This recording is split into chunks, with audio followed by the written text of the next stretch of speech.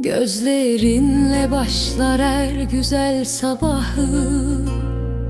Sensiz geçer oldu şimdi zamanım.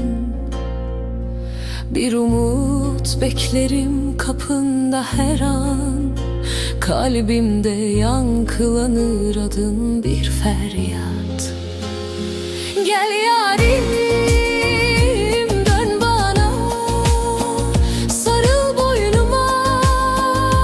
Dur gitme, bırakma yalnız başıma. Sensizim, kimsesiz, bir de çaresiz. Sen bensiz, ben sensiz olabilir miyiz? Sessizce akar gözyaşım yastığa. Adın fısıldanır her bir satıra.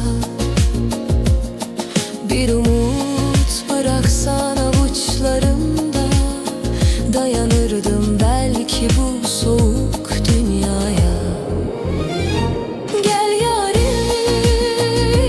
dön bana, sarıl boynuma. Dur gitme, bırakma yalnız başıma. Sensizim, kimsesiz, bir de çaresiz.